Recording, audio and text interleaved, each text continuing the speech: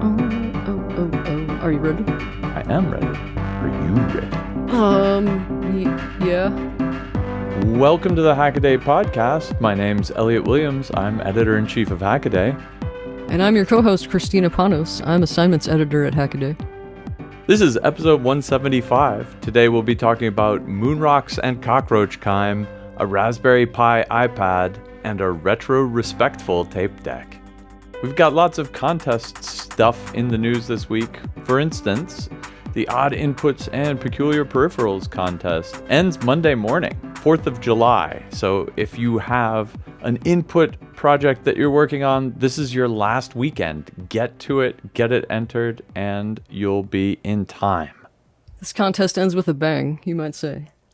Yeah, super. We looked at it and we're like, let's go 6 weeks out. And then, look at that, 4th of July. So pretty cool.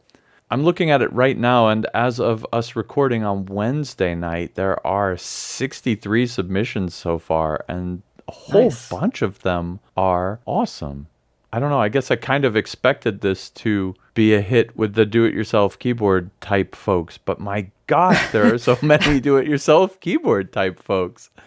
But then there's also a lot of game controllers, and I guess Tom was pushing hard for a bunch of people to put their Kerbal Space Program panels in here, and so we've got a few of those. But then there's also like force feedback, race car steering wheels, and some crazy VR things. There are a whole bunch of awesome projects in this one. So even if you're not going to enter, go check it out. But if you've got anything to show, you should definitely enter it. Did you ever document your foot key switch thing? I did. You could put that in the contest. I'm not eligible. Hackaday employees and their family are unfortunately ineligible to win, but it'd be cool. You're still allowed to enter. I don't want to put any extra work on the judges to have to determine who, doesn't that person work here? Well, if you're one of the judges, if you volunteer for judging, then... That's true. Oh, right. That's true. It's us judging this one. Then the fix is in, right? Yeah, that's true. Wait, that's not good. There's one I've got my eye on to write about. I saw it as soon as it hit the spreadsheet, as soon as the project published. And I just haven't had a chance. It's actually an update of something I covered before. It's the Squeezebox keyboard. Oh, I saw that. Yeah. You got to see the first one, too. The whole thing with the naked keys is the is the bizarrest, though. I put it in the show notes. It's already in the show notes. And in other prize news, we announced the winners of the second round of the Hackaday Prize. That was the Reuse, Recycle, Revamp challenge that focused on, recycling stuff. I wrote it in the write-up of the finalists, but I'll say it again. I was really stoked that we got both projects that were about recycling and then projects that were kind of machines that facilitated recycling. And I just love to see both of these in there because things made out of recycled parts are awesome because they keep recycled parts out of the landfill. But then if there's a cool machine design that makes it easier for you to recycle plastic, for instance, which was, I think, far and away the most common entry in this, were like recycled plastic, either thermoforming or kind of 3D printing, those type things. But those kinds of machines are really cool and interesting to see. I didn't write about it in depth in the announcement, but I'm still blown away by Jason Knight's recycled plastic skateboard deck. Not so much because it's a recycled plastic skateboard deck, but because it's the machine to make skateboard decks out of chunks of recycled plastic. And that is pretty amazing. It's basically an open source, high pressure thermo molding machine. It's a beautiful piece of CNC'd machining to make the skateboard decks that come out, and they look really cool too. It would be a neat addition to the Precious Plastic line of machines. Exactly. It's like Precious Plastics, but for skateboard decks. Yeah. In a very similar vein, there was the trash printer as well, which started life actually as a Precious Plastics style plastic remelter extruder. But then Sam Smith was like, hey, I'll just throw this on a 3D printer like gantry and see if I can turn it into a printer. And hence the trash printer. the trash printer just totally cuts out the middleman, and you throw ground up plastic in and it melts it, augers it, and extrudes it all in one. It looks like it makes pretty coarse objects, but then by the same token, it can also make really big objects. And so if you're just throwing lots of ground up trash plastic in there, I guess it's kind of the ideal use case for recycled kind of low grade plastic, is making something really big that would be expensive and or wasteful for good virgin plastic. This way you just grind up your bits, throw them in there. You don't have to feel bad about making a big plastic object because, it's already recycled plastic. So you're already on the good side of things. I've been saving my specifically number 2 HDPE plastic. Yeah? But I'm not sure what I'm going to do with it. I'm scheming to cut off the things that aren't flat and feed it into my regular office shredder. Cause I figure if it does credit cards, it could probably handle the face of a milk jug, maybe. Yeah. So why not try it? Yeah, totally. You got fire extinguishers and stuff, so. Well, I mean, what's the worst that'll happen? You'll have to buy yourself a new office shredder, right? But it burns up or it stops and I can't reverse it. Or it melts. And it gets in that's probably the worst thing. It's definitely a worthwhile experiment. And my guess is you're right. You won't even have to do that. Hooray. Let's stop the podcast and I'll go try. No! We have to podcast.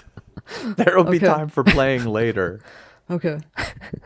There's a place here that's basically a thrift store for all kinds of art supplies. Okay. And they seem to have most of the machines too, because they make keychains with letters and they make bowls. Yeah. Out of plastic. Oh, that's rad. I think that's the one thing they don't teach people how to do though, is play with plastic. But yeah. They teach people how to make things like jump rope out of marker caps, and then you use 2 hollowed out markers for the handles and just paracord in it. Right. Yeah, and just stuff like that they teach people how to do. That's cool. And they accept donations, but I read their donation list and it inspires me to keep more things around. So whatever you do, don't read their donation list. You end up saving all your HDPE. This is a journey into sound. What's that sound? What's that sound? This week it's a sound snippet from a film. Give it a listen.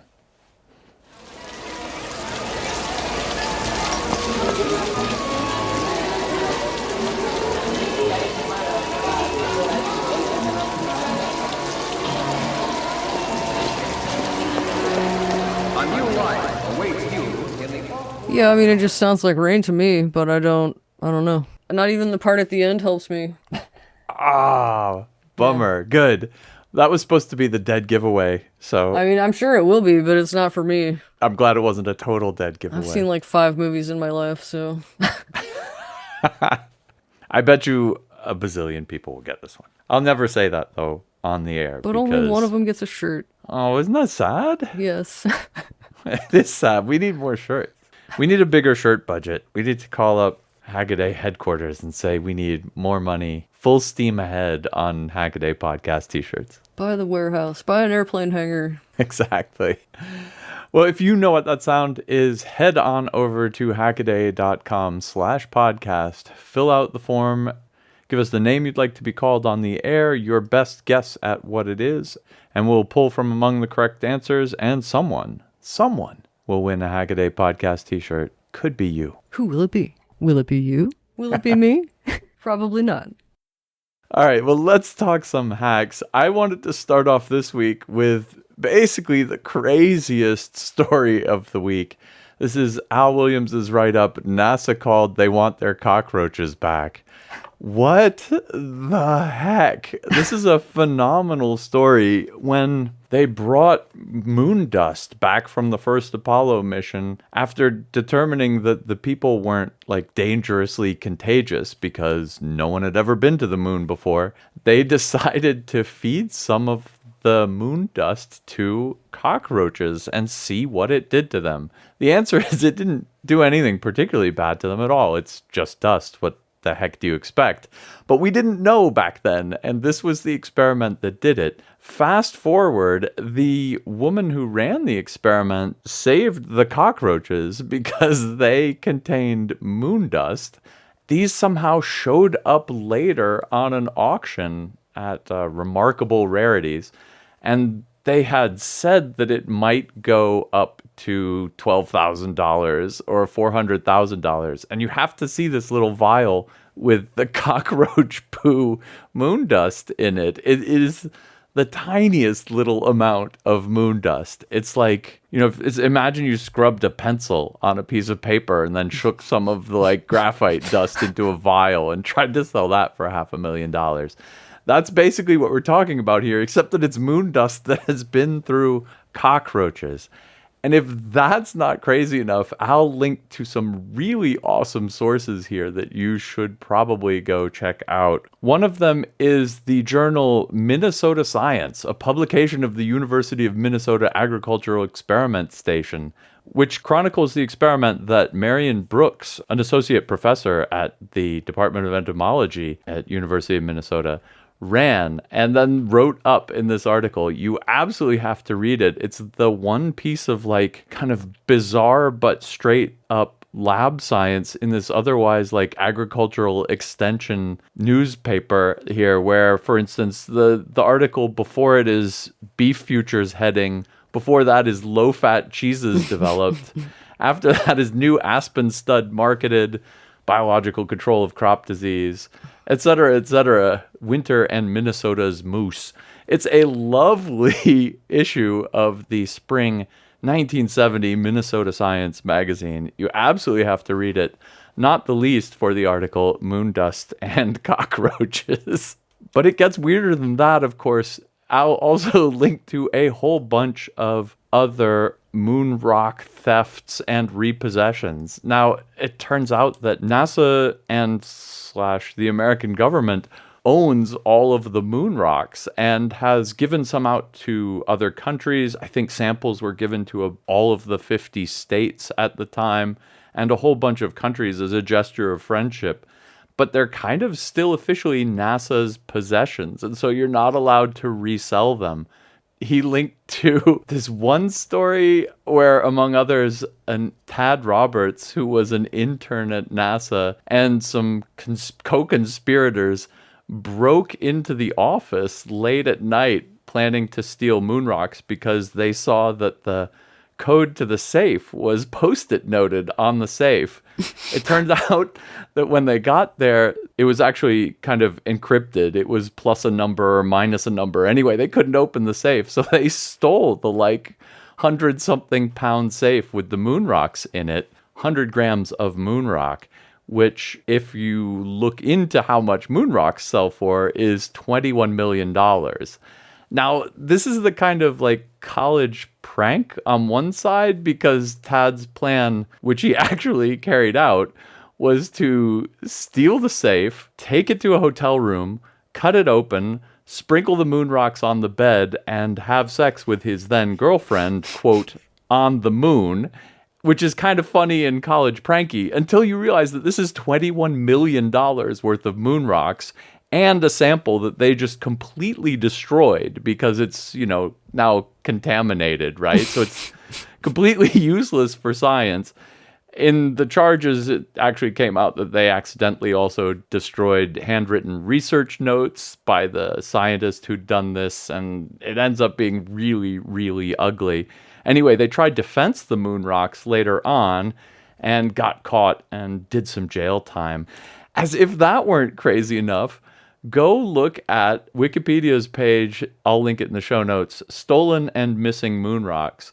It has a chronicle of all of the moon rocks given out that have gone missing and been refound, and people have done jail time, and the stories are, all of them, amusing. I'm surprised somebody hasn't written a book about where all the moon rocks went and all of their fates. I mean, they tried to steal the Honduras moon rock, and then that got found in an FBI sting operation involving an ambassador, and I guess they had to get money to pay for it, and they got H. Ross Perot to pony up the $5 million in cash to buy the Moonrock for the Sting. I mean, these are some brilliant stories. You should just read it. Moonrocks and cockroach poo. Who knew? Oh, and the word of the day is chyme, which is cockroach poo. All right, then. Chyme. Yep. Humorous and educational. The Hackaday Podcast. So what you got? My first hack is, well, it's beautiful. It is beautiful. My first hack is faux retro tape player runs on ESP32 and 80s vibes. And if you didn't hear the scare quotes, there were scare quotes there. I'm not scared. Okay, me either. I'm afraid I want one for myself, though. Does that count? Does count. I totally want one, too. So this is at first, if you're old enough, at first blush, it looks like a luggable tape deck from the late 70s or 80s. But it is much smaller than it looks like. It's an audio player built for a family member who isn't accustomed to using touchscreens, which is a great reason to build something for someone, and it's also a great reason to pretend to be you're not accustomed to using touchscreens, because I want somebody to build me something like this. I just, man, so it runs on an ESP32 and it has a max audio amplifier, but the screen there is really what sells it. Well, along with the keycaps for me, it may not sell it for other people, but definitely the screen with the moving cassette hubs and the tape definitely will sell it. And the 3D printing. The Well, work yes. on the design on that case is phenomenal too. Yes, it's got, what does Tom call them? I learned to do draft angles in the CAD design. Like that's the kind of attention to detail that really makes a project like this, because it's got a speaker grill that he prints out by like making a super thin layer. So it almost looks like speaker grill, even though it's like a tiny thin plastic mesh. But because back in the day, it was, a grill placed over a hole drilled in the case, he even has the mesh go out over where it logically would go, because that's how they used to be assembled. And like the plastic case is rounded and tapered in, like at this draft angle, like you said, because it needed to be injection molded and pulled back out of the mold. And of course, none of that's relevant with a 3D print, right? Like you can print a perfect cube if you want to with a 3D printer. But back in the day, if this were injection molded, they would have to like worry about being able to pull it out of the mold. And so like Max Cairn copied even these kind of details in this one. It's just so sweet. Well, I wouldn't want it to be pointy. I don't know. Yeah, right? Just because you can make something pointy. How many horrible 3D printed things do I have that I could like cut myself on the edges of? That's not cool. Yeah. I suppose it's an example of form follows function, because I think it looks really nice. It didn't occur to me that things were like that because of injection molding, but yeah. You know how like a classic screwdriver handle looks? Like that's another thing that it turns out it's all just defined by like... With the fluting like a bomb pop? Yeah, exactly. Okay. I was 3D modeling one of these and I was using OpenSCAD, which does these kind of, you intersect cones with things and you take that part out and you leave that part. Yeah. Yeah, and exactly. And so I'm doing it with like all these like abstract geometric shapes. And then I'm like, oh, dude, that's a lathe toolpath. They ran something, to cut along that when they were making that mold. And that's why it's that shape. It was a realization for me that, a lot of the things around us are shaped the way they are, because they worked ergonomically after the fact, but the particulars of their shapes are because that was the easiest way to build it back in the day before completely unconstrained 3D printing. Well, my next hack is another 3D print related hack: extruded resin FDM printing with lasers. This is a bit of research and development by John Schoen of the Proper Printing YouTube channel. It's a really clever idea. I guess he's kind of inspired by some industrial machines, and he's using basically a syringe to extrude a UV curing resin, and then he's trying to cure it on the spot with a bunch of UV lasers. And this is a really cool project because A, he decides to push the resin out, not with a plunger style design because that would require refilling all the time. Instead, he wants to do it with a peristaltic pump. And so like the first third of the video is him designing his own 3D printable peristaltic pump that runs on a stepper motor and then iterating through the designs until he gets something that works well. So if you want to learn how to design a pump yourself, well, watch the first bit of the video. There's an absolutely terrifying moment vis-a-vis laser safety in this video where he actually goes, whoa, because he just puts on his laser safety goggles and squirts a little bit of UV resin out on a piece of glass and is hand holding this reasonably high-powered laser and trying to cure the resin on the fly. And it's glass. Of course, it reflects back up and he gets flashed right in the eye with it. And this is one of those cases, people, where he doesn't comment on it, but he definitely goes, whoa. If he were not wearing UV laser safety glasses, he might at this point be blind in one eye. So high-powered lasers, don't be holding it in your hand and wiggling it around.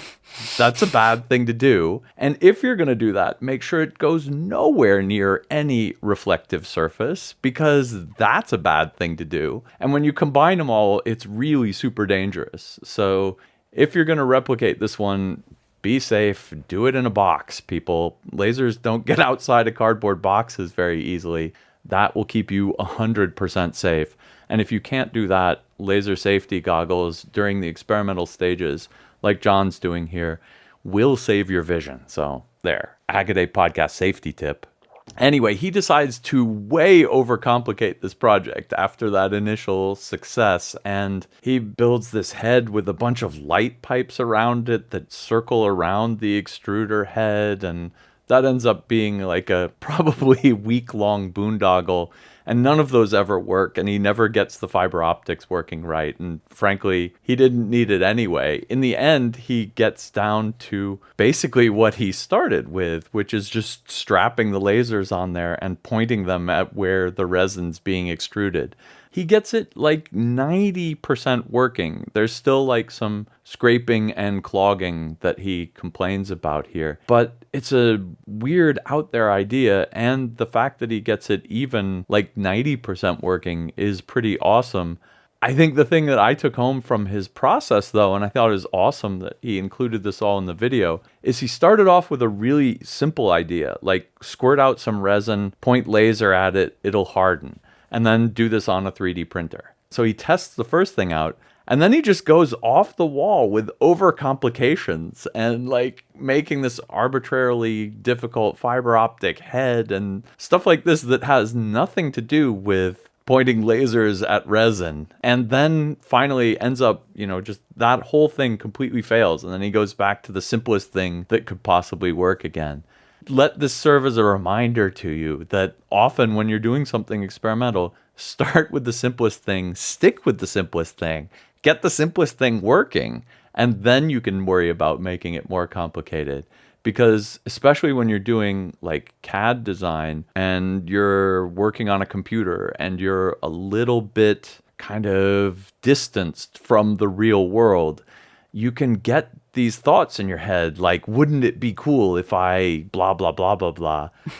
Don't let wouldn't it be cool if I could stop you from getting something working by not doing the simple, obvious thing first.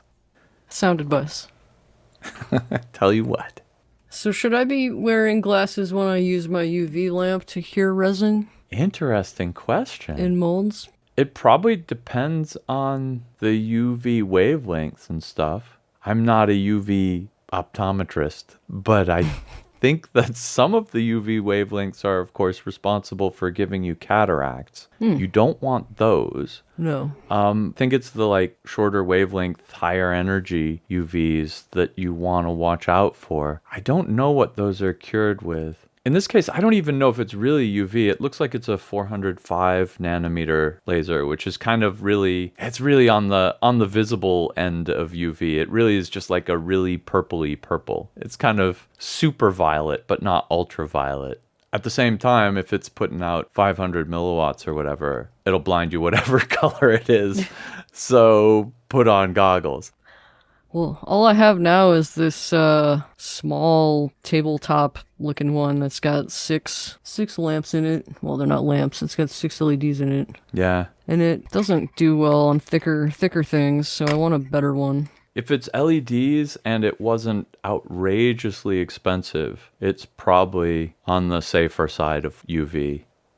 All right, for my next hack, mechanical keyboards are over. This device has won. I have to agree. And this is an 8-bit keyboard built with toggle switches. That's right, toggle switches. There are 8 of them, plus a key lock switch and 4 LEDs. And you type on this thing by setting the ASCII value of the letter or the character in binary with the toggles, and you send it. Now, what if you need to send something complicated like Control V? Well, you can lock in a key and then put in a second key and send them at the same time. So you have everything covered with 8 toggle switches, a key lock switch. Oh, no way. You gotta check out the video. It's Hige Daruma even programs with it very slowly, of course, but nonetheless is programming in the video. It's fantastic and it's beautifully done. Oh, that's hilarious. It's actually got a lock with a key in it Yeah. lock to lock it into memory. So you flip the toggle switches and then you turn the little key lock thing.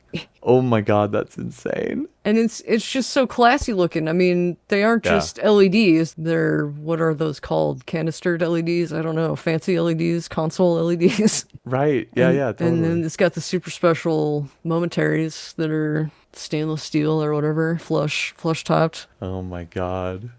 My one complaint is probably the cap nuts on the top. Yeah. Visible He should have cap nuts. countersunk those, huh? Something. Everyone's a critic. This is the world's most absurd keyboard.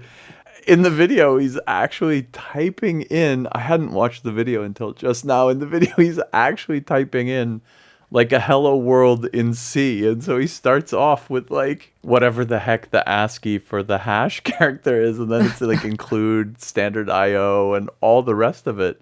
And he actually gets it working. He makes a typo in hello world. And I don't know if he either just can't be bothered to go backspace 28 characters. God, can you imagine? So you've carefully entered all the ASCII bits in, and then you discover that something's wrong way back there, and you have to hit backspace however many times and redo it all. Oh, I would cry. I would cry. Oh, I'm already crying. But I guess that's the way it was back in the day. We've got a lot of prize and contest hacks this week. That's a good thing. It is. Because my next one is an entry in the Hackaday Prize. This is in the currently running challenge, the Hack It Back challenge. This is a CM4 upgrade for your old iPad. This is a monumental piece of work by Evan. The project name itself over on Hackaday.io is Put a Raspberry Pi CM4 into an original iPad. And that kind of sums the project up. He starts with an iPad of 2010 vintage, and he says this is completely unsupported now, basically entirely useless. This is the poster child for the Hack It Back category here. His plan is to wedge a Raspberry Pi CM4 into it. What is super impressive about this is that he opens up the iPad and is basically going to completely redesign the motherboard for it from scratch. And if you look inside this thing, it is built like a cell phone, basically. It is all of those super tiny connectors and ridiculously high density PCB. And all of this sort of extraordinarily difficult PCB design and manufacturing. And this is one of his first PCB projects. This is just jumping straight into the deep end of the pool. But what Evan does to make it work is say, okay, here I'm going to look at this subsystem. Here I'm going to look at this subsystem. Here I'm going to look at this subsystem and break them out. He makes little breakout boards for each of these impossibly tiny connectors so that he can experiment with it. And he's done a lot of research into what are the right chips for the power supply section, what are the right chips to drive the display, etc. And so there's a tremendous amount of thought and effort being put into this project. This is not a, I'll just whip it up in KiCad and order the PCBs tomorrow sort of project. This is a, spend half an hour looking even for the connector that you need to get. So this is a cool project to watch. I'm going to keep watching it. This is exactly in the spirit of the Hack It Back Challenge round for the Hackaday Prize 2022. And this one's epic. I'm not one of the judges for this one, but if I were, it would totally have my vote. If you don't have the time to look at this for whatever reason, just look through the gallery, because that is a trip on its own. Yeah. That will give you much appreciation. For real, for real. This is almost like designing your own smartphone / tablet. Like it is that close to doing it. So kudos. With chocolate chips. For my next hack, I chose Pocket Computer Reminds Us of PDAs. And now the headline really sells it all on this one. It's a tiny pocket PC, and it's built around an Arduino Nano. And fortunately, we get to see everything because it's not in an enclosure. I mean that it looks great. I don't mean anything bad by that. As Brian says in the write-up, it bears the 5 vital functions that make it a PDA. Those, of course, being a calculator, a stopwatch, games, or at least Snake, a phone book, and a date book. All right. And it has so much going on that Danko had to write custom libraries for it to manage the memory. But those are all available if you want to build this for yourself. I had a handspring visor way back in the day, which was fairly large and thick. And I'm just my point being that something this small would have been such a complete dream back then. Just no way. Like, come back from 2022 and hand somebody one of these and just what? The handspring visor was pretty big and thick, but people of that era were used to carrying thick things like cassette Walkmans and entire day runners and giant boomboxes and stuff. Just the idea of something you can put in your pocket that would do the same thing as my handspring visor. Of course, I have a phone. Yeah, exactly. But I can't put a phone together, although Evan probably could. The graphics are, it's on one of those little OLED screens, but the graphics are actually really nice looking. And, he clearly spent some time on like the icons and making it look nice and stuff.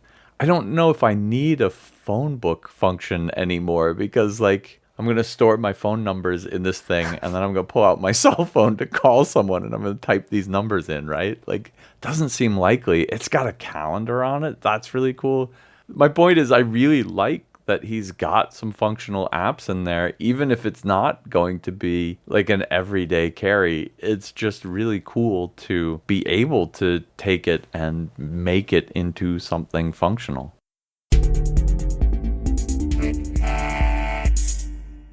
My first quick hack this week, 3D scanning trouble? This guide has you covered, is a guide to 3D scanning by Thomas, who runs the OpenScan Open 3D scanning project. Basically, the big problems he's talking about here are reflections of light which move around with the part, confusing the 3D scanner, and just surfaces where there's no detail whatsoever for it to lock onto. His solution is that you need to have kind of random matte patterns on the object. You could purchase spray cans of 3D scanning covering material for these. But I was gonna say, that looks like that spray paint stone stuff you can get. Exactly. He does it on the cheap with chalk marking spray, for instance. Oh. And the trick to beating down bad reflections is to use cross polars. So you polarize the light you're shining on it one way and you use a polarizer the other way on your camera. Combining these two together, it gives you a nice flat but detail-rich surface on the 3D object, which makes it super easy for the photogrammetry app to put things back together in order. Next up, Mog's reverse engineering forgotten Konami arcade hardware. This is an epic project attempting to pull some Konami 3D hardware into the MAME arcade emulator. And in particular, Mog is aiming at the games Polygonet Commanders and Polynet Warriors. I'd never heard of these, but it is a fantastic tale of how people had tried to emulate these machines before and failed, and how Mog, with some spare time, some dedication, and the help of the community, got this one up and working. And last up, shielding a cheap RTL SDR stick. This is a short and sweet hack by Alan R. Basically, you want to put it in metal so it doesn't receive interference from outside. He does it with one of those vitamin C tubes and some aluminum tape. Other people chimed in the comments and said, I just put my RTL SDR stick in an Altoids box. Whatever it is, shield it from spurious radiation. These things are dirt cheap, and they're meant to take over-the-air TV, and I guess they just don't worry about it, because the cases are always made out of plastic. Wrap it in metal, it turns out it performs a lot better. My first quick hack is another prize entry. Multispectral smartphone camera reveals painting's inner secrets. Now, if you're not sure what a multispectral camera is, they use spectrums other than visible light to do all kinds of things, like detect art forgeries. They are expensive cameras, so Sean Billups decided to make their own using a Google Pixel 3a. And Sean had to remove the IR UV filter, of course, which was a delicate operation that involved heating up the lens and plucking it off, taking off the filter, putting the lens back. But Sean ultimately made a wheel that provides IR, UV, and polarized light modes with just the spinning action. The next one is Neural Network identifies bird calls even on your Pi. This is a group of people I'm just going to call the BirdNet Pi project. So this is a collaborative effort between the Cornell Lab of Ornithology and the Chemnitz University of Technology. What are you supposed to do if you hear a bird and you don't know? Because you can hardly ever see them, especially in the summer. They're usually up in a tree. And if nobody else knows, what are you supposed to do? You'll never know. BirdNet can currently identify around 3,000 of the world's most common species using AI. That's crazy. For my next quick hack, I chose an in-depth look at the haptic smart knob. Now, this is an update of a project we saw before. The point is, this knob can do basically whatever you want. It's got a lovely circular screen that's covered by a watch crystal. This new video is showing the guts of how it works, and no matter what you'd want to use this for, it's really just a cool project, and with the new video we get to see inside of it, see exactly how it works, and watch it come together.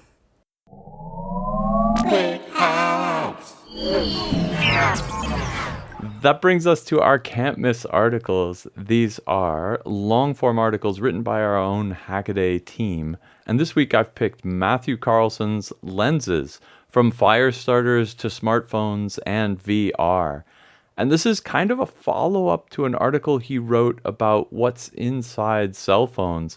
And when he was doing that, he looked at some of the lens designs that goes on the modern cell phone camera, which is kind of a wonder in and of itself. And basically, they're constrained to be really flat and really small because they have to fit inside the cell phone, and also fairly cheap to build. So he pulled up a diagram of one of these, maybe it was from an iPhone, and it's got like 7 elements and they're all wiggly wobbly shaped and stuff like this. And the question was basically, what's going on here? And so this article answers that, and it starts from kind of the very beginning when people first had one lens and then decided by putting 2 lenses together or 3 lenses together, you could fix up chromatic aberration, which is the problem that different wavelengths of light diffract slightly differently. And so if you take a picture of a white light, it kind of prisms out a little bit on the surface.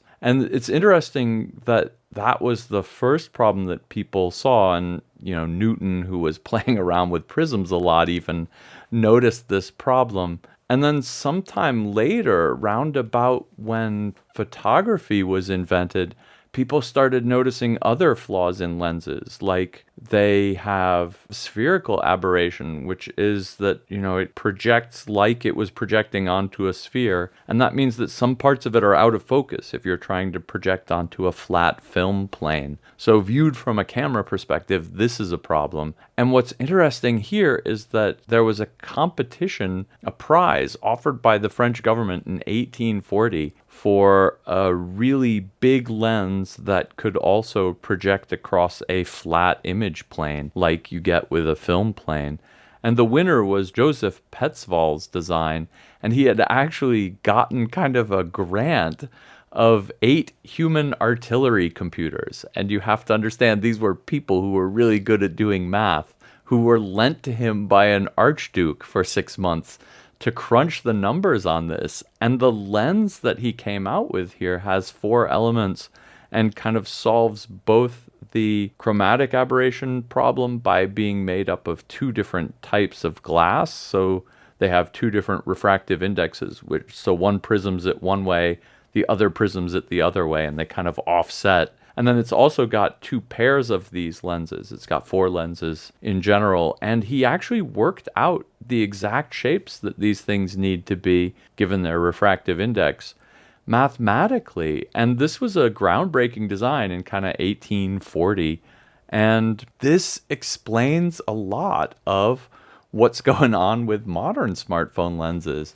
Only they don't have the advantage of being made out of different types of glass, because basically all cell phone lenses are made out of plastic. And so they've got 1 refractive index. And so they have to use more lenses of odder and funnier shapes to undo the chromatic and spherical aberration that come through. But what's neat about that, on the other hand, is because they're plastic and they're molded, they can be arbitrarily weird shapes. And because we've got no shortage of computer resources, it's easier to do this kind of crazy 7-lens computational optics stuff these days.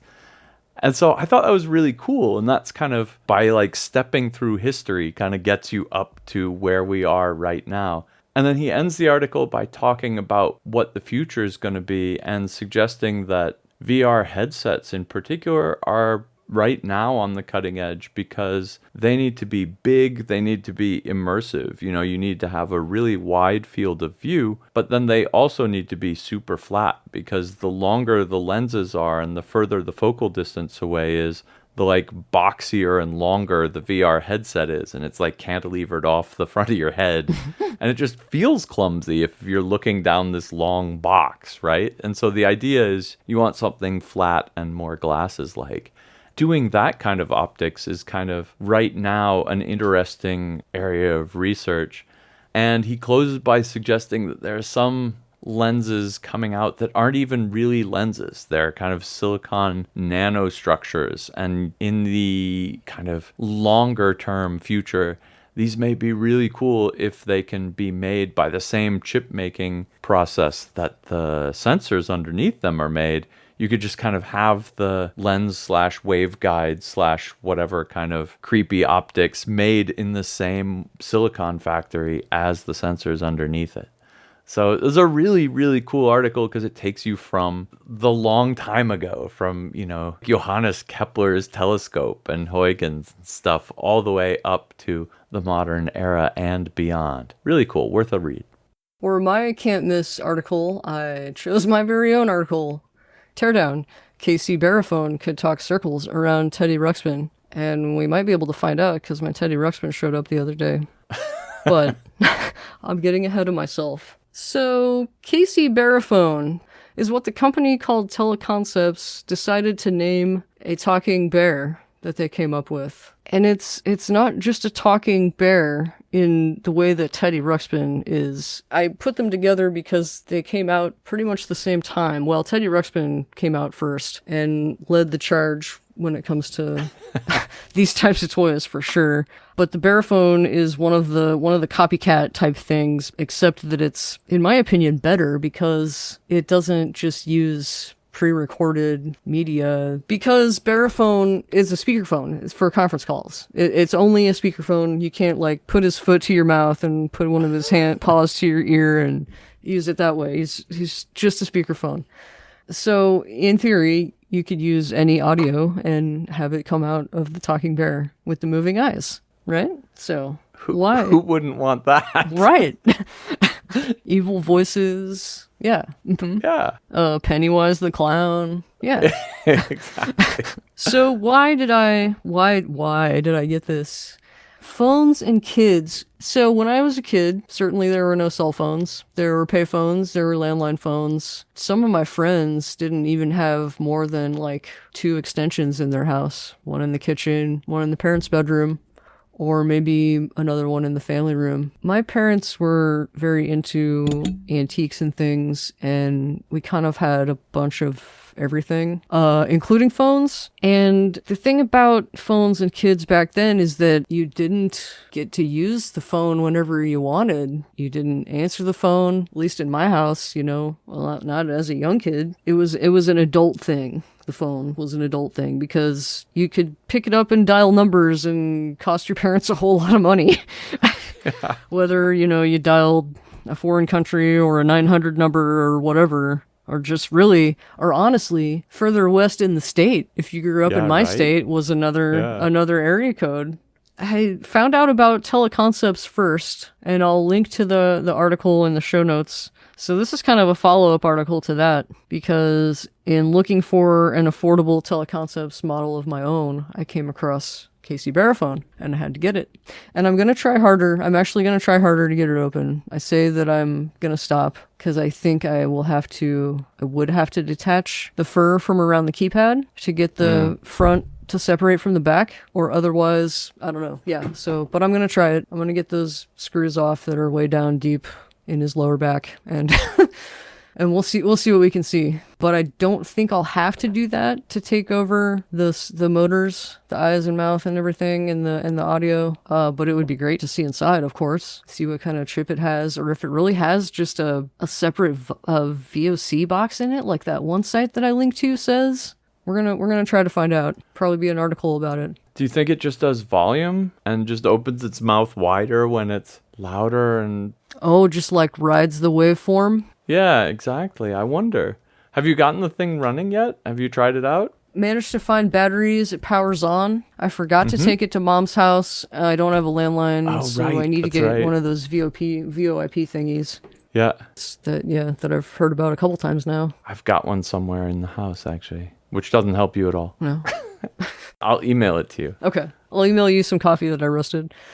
Yeah, exactly. It's a deal. I need to get more of them and do something that, like, Look Mom, No Computer would do. Well, you've got Teddy Ruxpin, too. You maybe have to get, like, an orchestra of ridiculous bears or something. Oh, or maybe I could have Teddy Ruxpin tell his story and have Barophone respond. Yeah, right? You're actually halfway to your own Rockafire explosion. I totally forgot you led this article off with an actually professional, crazy singing bear animatronic band. That's so hilarious. You could do your own desktop Rockafire explosion if you got just a few more participants. That about wraps it up for today's Hackaday podcast. If you'd like to reach out to us, you can send us an email, editor@hackaday.com.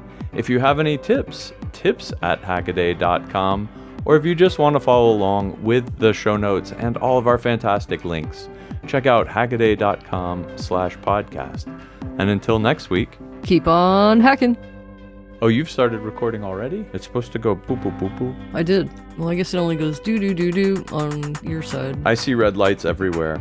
I think I've got to cut this part out anyway. This is too much dirty business. Anyway, this thing is so cool, I don't even know what to say about it. What are the things... What... Yeah, but I'm not getting my hamster dance. Bee-bop-dee-deep-do. Yoo-hoo. Bonsai, even.